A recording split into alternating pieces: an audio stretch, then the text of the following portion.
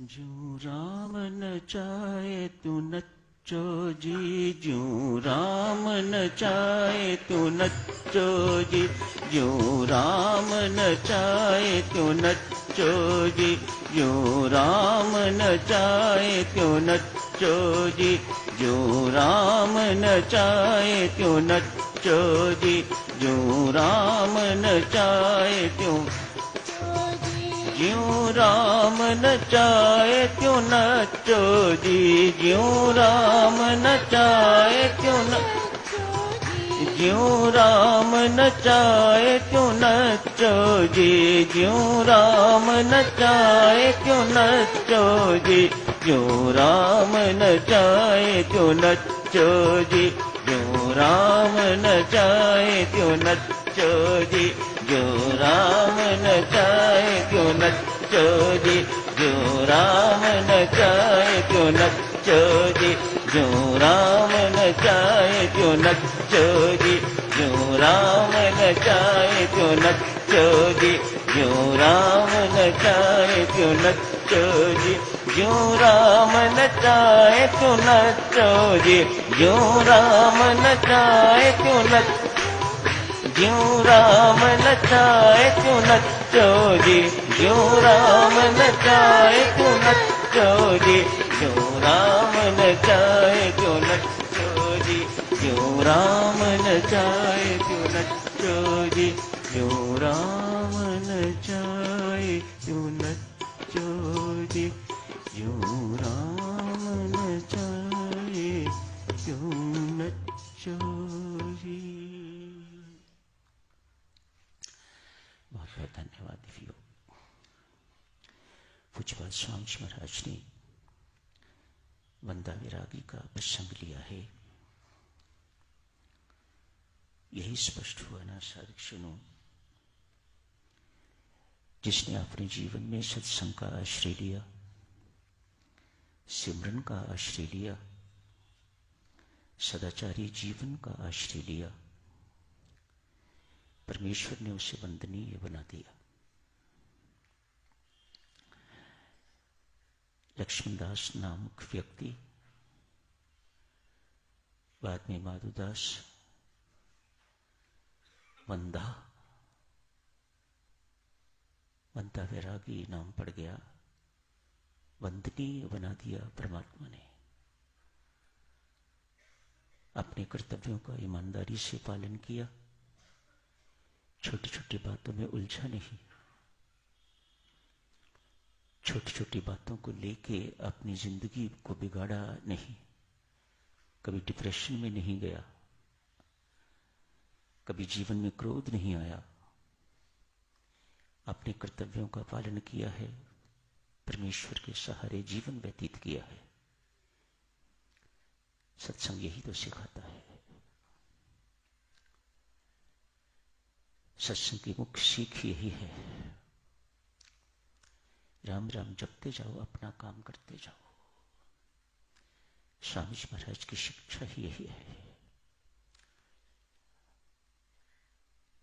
अपना काम करते जाओ, कर्तव्य कर्म निभाते जाओ, ईमानदारी से। सदाचारी नहीं छोड़नी, सदाचरण नहीं छोड़ना, नहीं तो निंदनीय बन जाओगे।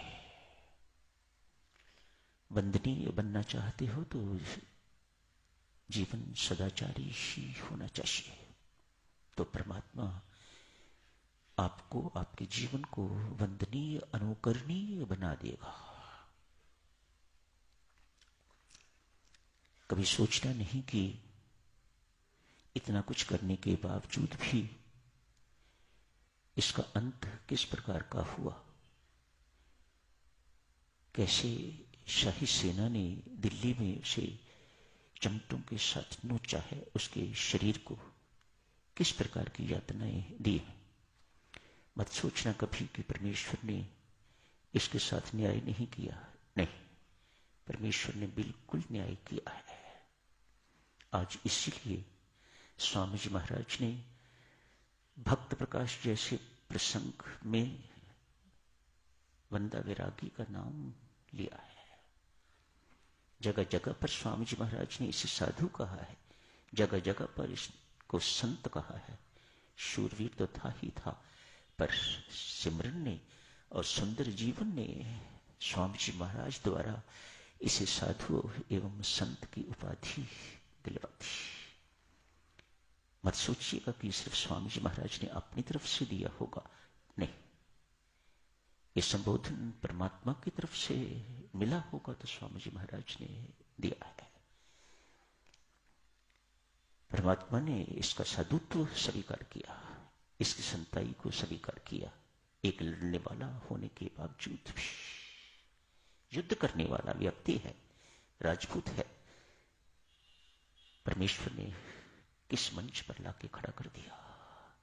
उच्चतम मंच, संत का मंच, साधु का मंच, सर्वश्रेष्ठ डिग्री, जिंदगी की उच्चतम डिग्री प्राप्त कर ली लक्ष्मणदास ने।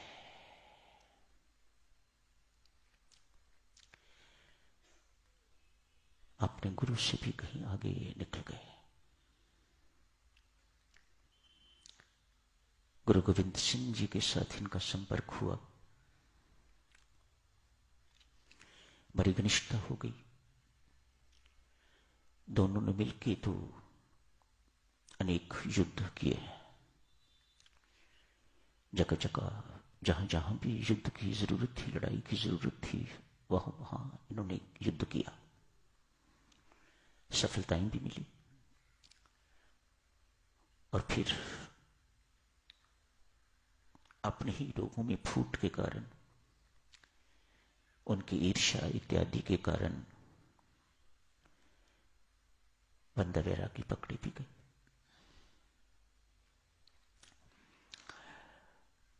कभी की बात है, साधु सुनो, गुरु गोविंद सिंह जी ने पूछा, बंदा तेरा गुरु कहां है?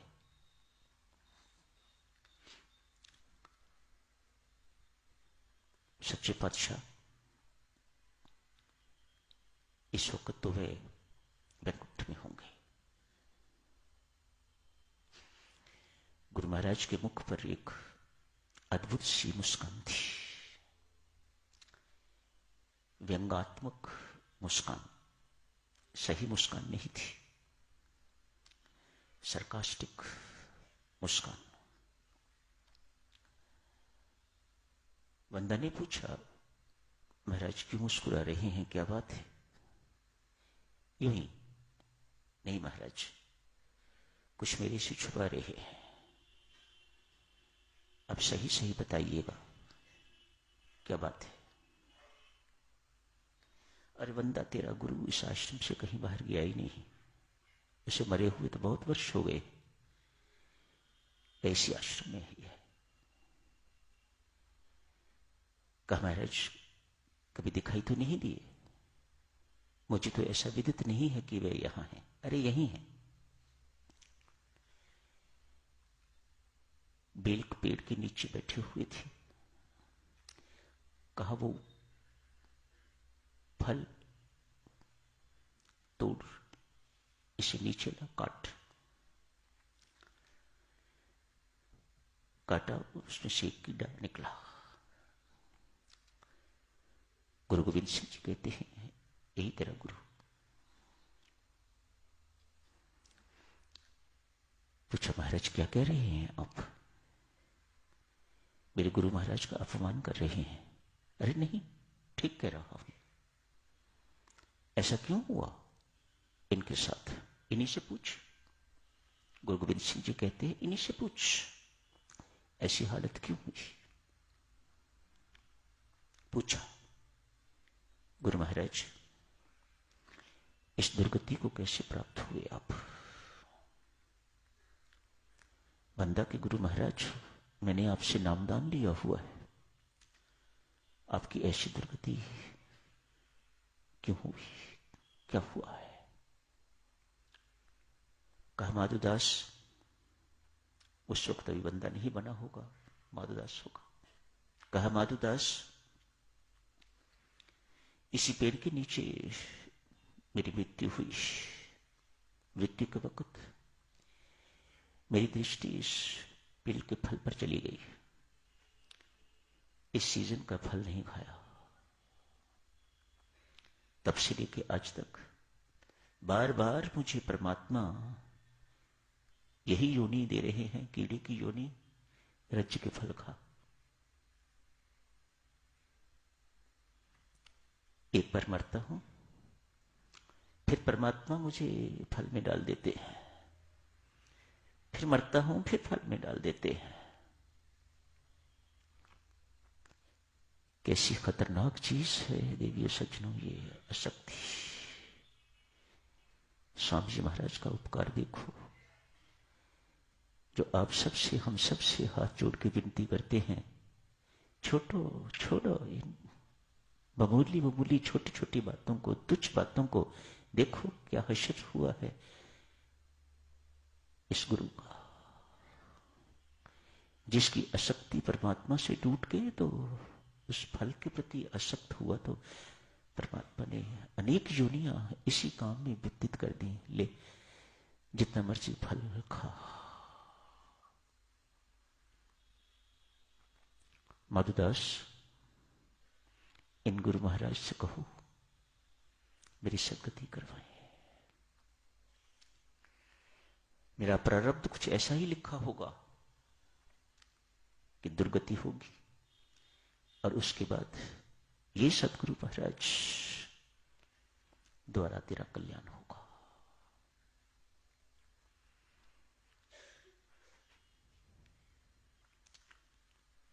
चाहते हो साधक जनों की अंत समय मुख से राम राम निकले, तो जिंदगी भर आपको राम राम जपना होगा। इस वक्त आप किसी एक चीज को लेके ऐसे बैठ जाते हो, उसे ऐसे दिल पर लगा लेते हो जैसे कि सब कुछ संसार का यही है। अगर इसी वक्त मृत्यु हो गई तो सोचो सारा किए किराए पर पानी फिर जाएगा। पार्थ, जो अंत समय मेरा स्मरण करता हुआ देह को त्यागता है, वह निस्संदेह मुझे प्राप्त करता है। मानो अंत समय का सोच, अंत समय की सोच, अंत समय का जो दृश्य आपके सामने होता है, उसी दृश्य को आप प्राप्त होते हैं।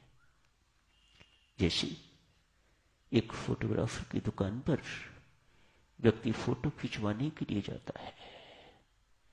फोटोग्राफर कहता है स्माइल प्लीज। मानो हंसोगे तो फोटो हंसी की आएगी, सीरियस मुख रखोगे तो सीरियस मुख की फोटो आएगी, रोता हुआ मुख बनाओगे तो रोते हुए मुख की फोटो आएगी। बहुत सुंदर उदाहरण। इसी प्रकार से ही सत्य है। हमारा अगला जन्म किस पर निर्भर करता है? आपकी अंत समय हालत क्या थी? अंत समय तभी मुख से राम राम जपा जाएगा यदि जिंदगी भर छोटी छोटी बातों में आप उलझे नहीं, छोटी छोटी बातों को महत्व नहीं दिया, झूठ नहीं बोला, बेईमानी नहीं करी, हेराफेरी नहीं करी, अन्याय इत्यादि नहीं किया, बहुत पवित्र जीवन, सदाचारी जीवन व्यतीत किया है, तो साधक जनों तब परमात्मा कृपा करेगा तो अंत समय मुख से राम निकलेगा तो आपकी सद्गति होगी, आप राम को प्राप्त होगे।